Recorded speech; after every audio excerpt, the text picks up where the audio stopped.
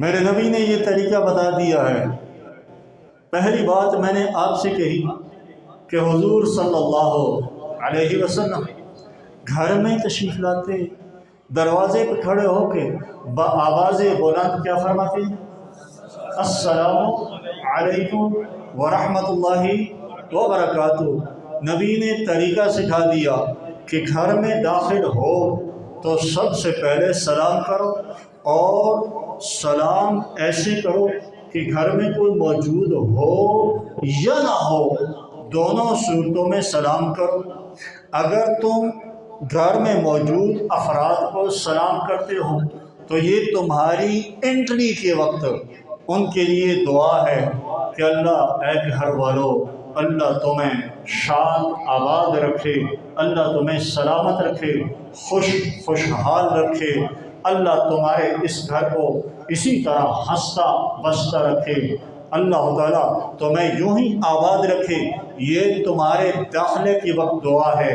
اور اگر گھر میں کوئی موجود، اور ہاں اگر گھر میں شیاطین ہیں تو تمہارے اس سلام سے شیاطین بھاگ جاتے ہیں، کیونکہ یہ سلامتی شیاطین کے لیے نہیں ہوتی جی، وہ اس سلامتی سے بھاگ جاتے ہیں، وہ اللہ کی رحمت کے مستحق نہیں ہوتے، وہ گھر تمہارے سلام کی وجہ سے خالی کر دیتے ہیں۔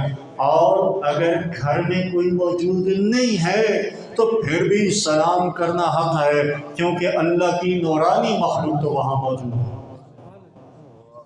اس لیے خالی گھر میں بھی سلام کیا کرو اور بآواز بلند کیا کرو، السلام علیکم ورحمۃ اللہ وبرکاتہ۔ اور سلام کرنے کا بھی طریقہ سیکھو کہ آدھا سلام مت کرو، کبھی کبھار آدھا سلام بد دعا بن جاتی ہے۔ جیسے کوئی آدمی کہے سلام علیکم، سلام علیکم، السلام علیکم، اور سلام علیکم میں زمین آسمان کا فرق ہے۔ سلام اگر اللہ چاہے تو سلامتی ہو، نہ چاہے تو نہ ہو، میری طرف سے کوئی دعا شعا نہیں ہے، اللہ کی مرضی ہے، یہ ہے سلام علیکم۔ اگر ہم کہتے ہیں سلام علیکم تو اس کا مطلب یہ ہوتا ہے کہ سلام تمہارے بیچ میں سے نکل جائے۔ اگر ہم کہتے ہیں سلام علیکم تو اس کا مطلب ہے تمہارے اوپر پتھر برسیں، یہ دعا نہ ہوئی بد دعا بن جاتی ہے۔ اس لیے نبی علیہ السلام نے جو سلام کا طریقہ سکھایا ہے السلام علیکم، اور پورا سلام کیسے ہیں؟ السلام علیکم ورحمۃ اللہ وبرکاتہ۔ وَإِذَا حُيِّيتُم بِتَحِيَّةٍ فَحَيُّوا بِأَحْسَنَ مِنْهَا أَوْ رُدُّوهَا۔ جب تمہیں سلام کیا جائے، افشوا السلام بینکم، آپس میں سلام کو عام کرو، اتنا عام کرو، اتنا عام کرو کہ حدیث میں آتا ہے کہ حضور صلی اللہ علیہ وسلم صحابی فرماتے ہیں کہ اگر دو صحابی جا رہے ہیں اور آپس میں بات چیت چل رہی ہے، راستے میں گزرتے ہوئے درمیان میں کوئی اوٹ آ جاتی ہے، کوئی درخت آ جاتا ہے، کوئی پتھر آ جاتا ہے، جس سے وہ دونوں ایک دوسرے سے جدا ہوتے ہیں اور پھر ملتے ہیں، تو جب دوبارہ پھر ملتے تھے پھر کہتے تھے السلام علیکم۔ افشوا السلام، سلام کو عام کرو، اس سے محبت بڑھتی ہے، اس سے پیار بڑھتا ہے۔ وَإِذَا حُيِّيتُم بِتَحِيَّةٍ فَحَيُّوا بِأَحْسَنَ مِنْهَا أَوْ رُدُّوهَا۔ اگر تمہیں کوئی سلام کرے تو کم از کم درجہ یہ ہے کہ تم اسی انداز میں اس سلام کا جواب دو۔ کوئی کہے السلام علیکم تو تم بھی کم از کم یوں کہو وعلیکم السلام، اور اگر اس سے بہتر کرنا چاہو اور ردوها بأحسن منها، یا اس سے بہتر انداز سے جواب دو۔ کوئی کہے السلام علیکم، تم کہو وعلیکم السلام ورحمۃ اللہ، اور اگر کوئی کہے السلام علیکم ورحمۃ اللہ تو تمہیں کیا جواب دینا ہے؟ وعلیکم السلام ورحمۃ اللہ وبرکاتہ۔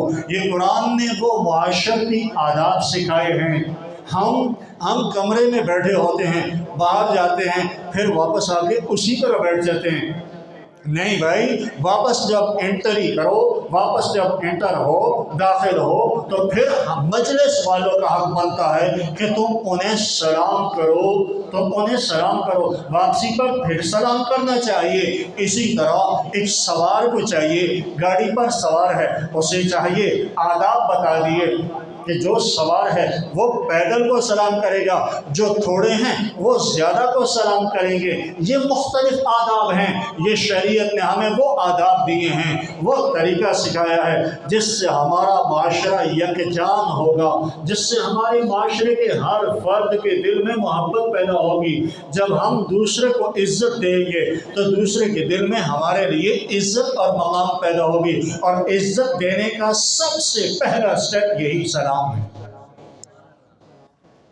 اس لیے جب بھی آپ گھر میں جائیں، ہمیں شرم آتی ہے کہ بھائی ہم سفید داڑھی ہو گئی ہے، ہم بڑے وڈیرے ہو گئے ہیں، ہم چھوٹوں کو سلام کریں گے؟ نہیں بھائی، کوئی شریعت میں کوئی شرم اور ایسی بات نہیں ہے کہ جب بھی گھر میں داخل ہو تو اونچی آواز میں کیا کہو؟ سب بولیے السلام علیکم۔ یہ دوسرے مسلمان کا آپ پہ حق ہے۔ سلام کرنا تو سنت ہے کہ سلام کرو، یہ تو سنت ہے، لیکن سلام کا جواب دینا واجب۔ یہ قابل نظر اندازی نہیں ہے کہ چلو کر دیا تو کر دیا، نہیں، کرنا سنت ہے، لیکن اس کا جواب دینا کیا ہے؟ واجب ہے۔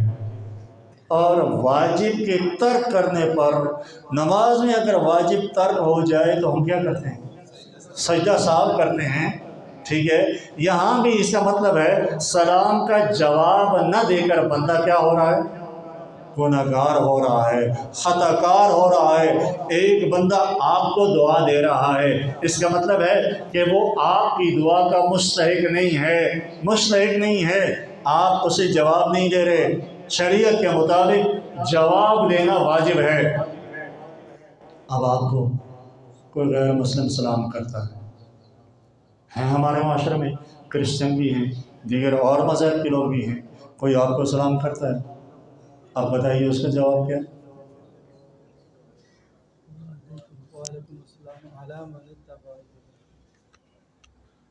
کوئی کرسچن چونکہ ہمارے معاشرے میں رہتے ہیں، وہ ہمارے طریقہ کار کو بھی پک کرتے ہیں۔ اگر آپ کو کوئی کرسچن سلام کرتا ہے السلام علیکم، دو جواب ہیں، آپ جواب دیں گے والسلام علی من اتبع الہدی، یاد رہے گا، والسلام علی من اتبع الہدی۔ اگر واقعی تم اللہ کی نازل شدہ ہدایت کے مطابق چل رہے ہو پھر تو میری سلامتی کے مستحق ہو، ورنہ میرے اس سلامتی کا مستحق وہ ہے جو اللہ کے بتائے ہوئے راستے پر چل رہا ہے۔ اور اگر اتنا یاد نہ ہو تو پھر شارٹ جواب ہے، آپ بتا دیجیے، وعلیکم، فقط وعلیکم السلام نہیں، بلکہ اونلی کیا؟ وعلیکم۔ اب وعلیکم کہہ کر آپ نے اپنے اوپر سے ذمہ داری اتار دی ہے، اللہ پہ ڈال دی ہے کہ وعلیکم تم پر بھی ہو، اگر اللہ چاہے تو سلامتی ہو، نہ چاہے تو اللہ کی مرضی ہے، اللہ کی مرضی ہے۔ اور سلام کے جواب میں بددعائیہ جملہ، اس سے نبی علیہ السلام نے منع فرمایا ہے۔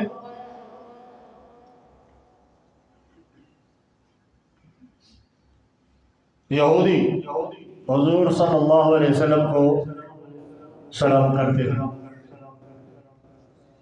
اور کیا کہتے ہیں؟ ہمارے معاشرے میں بھی یہ رائج ہے، بعض لوگ توجہ نہیں کرتے، خاص کر بڑے بڑی عمر کے لوگ ہو گزرتے سامائے سنا ہے نا کبھی ہم سامائے کا یہ سام موت ہے اور سامائے کم اس کا مطلب کیا ہوگا مر جاؤ گندی زندگی سے یہی مانا کہ انسان ہے مر جاؤ اس زندگی سے اب شام موت ہے اگر آپ کو کہے السلام علیکم تو آپ بھی جواب میں کہیے وعلیکم بس تم نے مجھے مرنے کی بد دعا دی ہے تو بھی مر جاؤ دو نانے مر جاؤ ٹھیک ہے اس لیے اونلی فقط وعلیکم تم بھی مر جاؤ نا یہودی حضور صلی اللہ علیہ وسلم کے قریب سے گزرتے اور کہتے السلام علیکم بد دعا یہودی بڑا خبیث باطل نیچر رکھنے والی قوم ہے السلام علیکم حضرت عائشہ صدیقہ نے سنا اور کہا لعنت اللہ علیکم اور تم پر خدا کی لعنت ہو نبی علیہ السلام کو ایسے سلام کرتے ہو بد دعا دیتے ہو حضور صلی اللہ علیہ وسلم نے منع فرمایا عائشہ نے نہیں جو انہوں نے کہا ہے ویسے ہی جواب دے دو اضافی بد دعا دینے کی ضرورت نہیں انہوں نے کہا السلام علیکم جواب میں کہہ دو وعلیکم بس اتنا کافی ہے باقی لعنت اللہ والملائکۃ والناس اجمعین یا اور کوئی بد دعا یا جملہ کہنے کی ضرورت نہیں یہ پہلا ادب اس حدیث میں ہمیں بتایا گیا ہے